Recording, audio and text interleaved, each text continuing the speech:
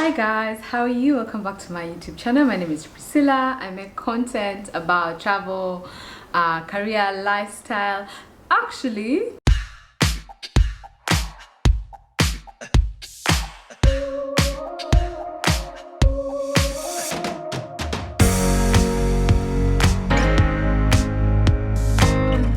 so yeah, I wanted to just come and share a few things that I feel like these things sound like good advice. They can be good advice, but at the same time I feel like they can also be bad advice. So I've given this advice myself before to people, like when I'm chatting with a friend, a loved one or something, and I feel like it is good advice, right? But then as I've been thinking about it, I've also realized that it can also actually end up being bad advice, like if not put in context, if it is not nuanced, and like I feel like it can easily be bad advice. So I'm going to talk about a few things, and then I want to hear from you in the comments what your thoughts are. Do you feel like it's a bit of both? Because I feel like it's a bit of both, and I just thought we would have this conversation. Okay, so there are 7 of them. Of course, I have them on my phone here as usual. So here we go. So there's that thing where they say practice makes perfect. Like if you keep practicing, you get better, right? And I think it's true. I feel like even with myself with YouTube, the more I have sat in front of a camera and recorded, I feel like I've become more comfortable, more confident, I'm more loud. I feel like my character and my energy comes out more, than it used to. But at the same time, when they say practice makes perfect, I feel like they should say practicing good things makes perfect. Because I feel like if you are going to be practicing shitty stuff, yeah, I know we don't say on this channel, but yeah, if you're going to be practicing shitty stuff, then it's not going to make perfect. You're going to become perfect at doing bad things. So some of us, I feel like we have perfected doing nasty stuff, that we have become perfect at being nasty. So I feel like, give an example, I have become so perfect at sleeping late, and because I have done this so many times, my brain now can't shut down easily, and it's something that I really, so on my to-do list this year, I'm like, God, please, I need to practice sleeping early. By 10 I should be in bed. By 10 I'm in bed. However, by 10 I'm on my phone scrolling on social media, on Pinterest, and writing down all these ideas, daydreaming at night. So I have become perfect at that. I am so, it's so now second nature to me. So I feel like when we say practice makes perfect, it is good, but I think we should say practicing good habits, not bad habits, because the bad habits that I've practiced are too many, and I'm not really happy about that. And then, so the second one, I'm buying myself a drink. The second one is the never give up. Wow. So I feel like it is good advice never to give up. I'm a big fan of working hard, resilience, build that resilient muscle, work hard, push, don't give up on your friendships, don't give up on your relationships. But sometimes you must give up. I think sometimes courage is in knowing, or wisdom is in knowing when you have done enough and you must walk away. I remember this actually was from a friend of mine. Nee told me that, sometimes courage is in walking away, because walking away from situations that don't favor you, walking away from jobs that don't favor you, walking away from things that have run its course, walking away from just walking away from things that no longer serve you, because sometimes you hold on to too much because no, I work hard. If you've watched a few of my past videos, I talked about a friendship breakup, and that for me is an example of sometimes giving up is fine. Because I'm those people who would insist, let me call you, let me see you, let us make this work, blah, because I'm those people. But I've learned that sometimes courage is actually in walking away. So this whole never give up thing is good, but I think it should be contextualized, and we should give advice. We say never give up. However, in situations where you feel like you're being hurt, you're being manipulated, you're being abused, you're being taken advantage of, or someone has asked to stay away, like I was asked to, please give up. Allow. So you see how I'm doing? I think it's still good advice, never give up, especially, but at the same time I feel like sometimes we need to tell our people, you know what, it's okay to give up. it's okay. It's really, really, by the way, okay. Like if you're in an abusive relationship, it's perfectly okay to give up. Then the third one, this one, all of you, I'm sure you resonate. It's called blood is thicker than water. I don't know.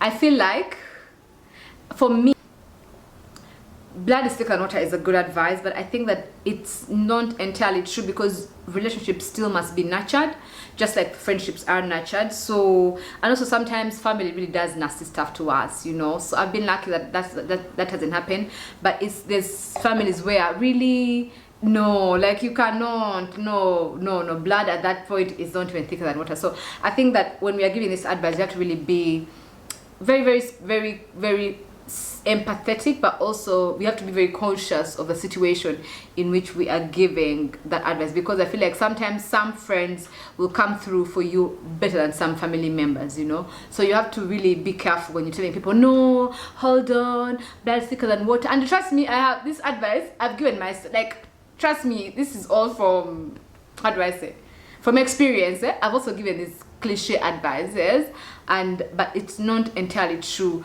you know. So I know people who have gone through operations, been nursed by their friends better than even their families could have ever. So that's not entirely true. And then also I think the other one is trust your gut or heart. I don't know, because I remember reading this from somewhere actually, and I think I wrote it down. They were talking about, I think, was it from Oprah's book that you guys know I've talked about that book, What Happened to You. I think in that book that they talk about the fact that we absorb trauma, and unless you have worked and tried to heal, or unless you're on a journey of healing, you will operate from a place of trauma. Like that pain and that trauma is so internalized in you. So even if I said trust your gut, there's someone on the door.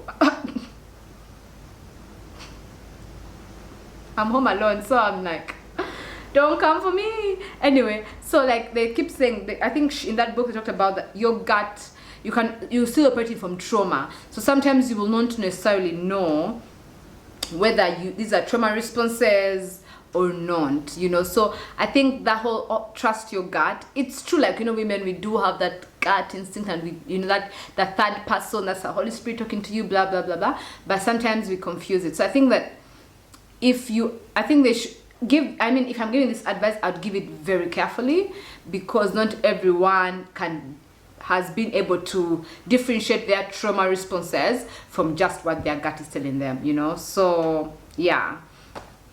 Then the other one is follow your dreams. Guys, I am a huge fan of follow your dreams. I'm always singing follow your dreams are valid, blah blah blah blah. Like, you guys know, if you watched my other videos, you know, like I'm a huge dreamer, and I'm not even apologetic about it. But honey, sometimes your dreams are misguided.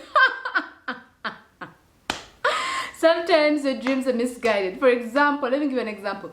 I work in international development, right? That's my job, and I love it, and I'm happy about it, and I'm very passionate about it.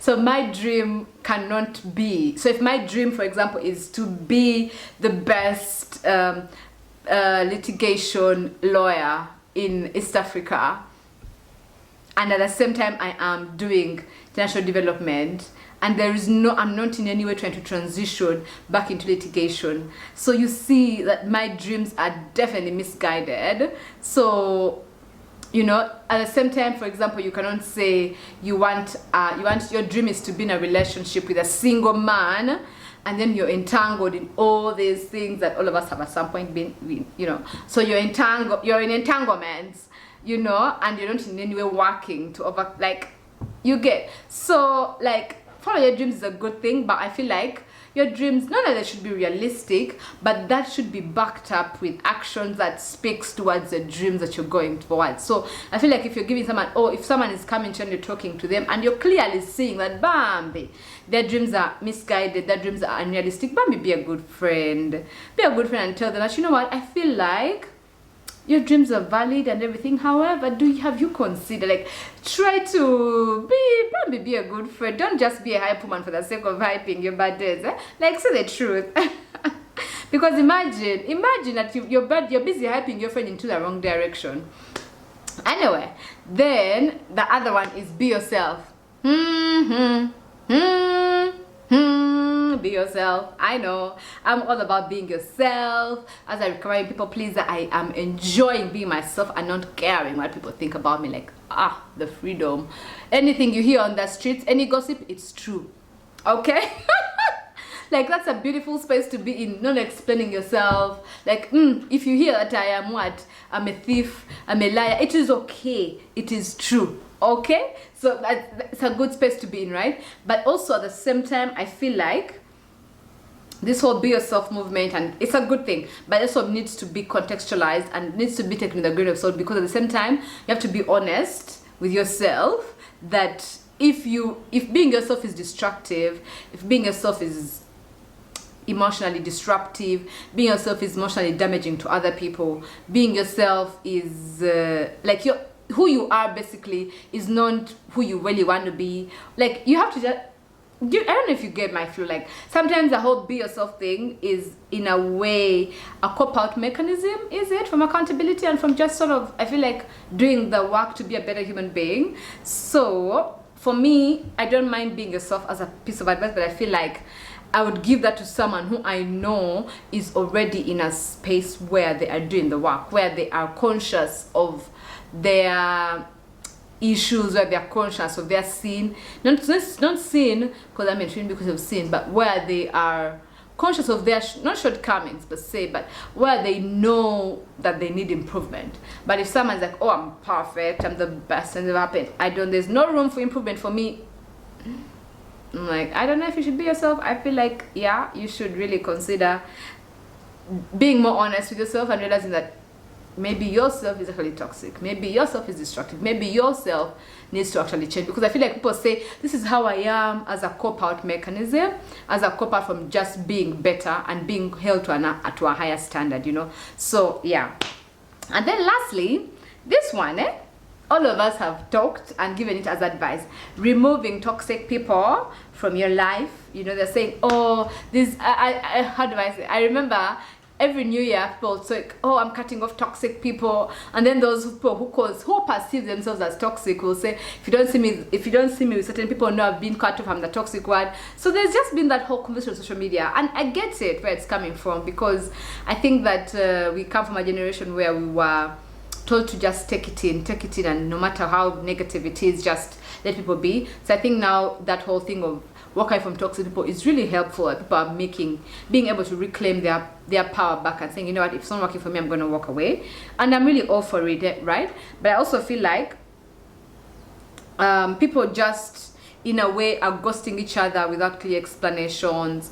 People to constructive criticism, because I feel like sometimes when you call out someone, or when you want to have a discussion with someone, they will immediately run to that, like, revert to the idea of, oh, you're toxic, or you're, you know, because I think it's an easier thing to do than accept what the other person is trying to tell you. So I feel like in a way we have all become so intolerant to constructive criticism, and in a way we are failing to learn and become better human beings, because at the first sight of criticism you're all like, oh, they're negative, oh, they're toxic, I'm cutting them out, I'm ghosting them, you know. And I feel like sometimes maybe there is room for conversation, and unless the other person doesn't want to have that conversation, but I feel like there is room for us to learn from each other. There's room for us to grow together. There's room for us to learn and to sort of like disagree, but in a fair and rational way. So someone can come and tell me, you know what, I perceive you like this, and I'm like, okay,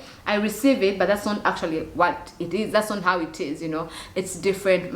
This is what. So you have a discussion, but I feel like there is no room for that in anymore, because now when someone comes, you block them, they're toxic, you know. So in a way, I feel like this removing toxic people, cutting off people thing, sometimes a cop out. I mean, sometimes, don't get me wrong, sometimes it's needed. There's people who are just outright nasty, people who just don't understand and know their boundaries, they just need to be cut off.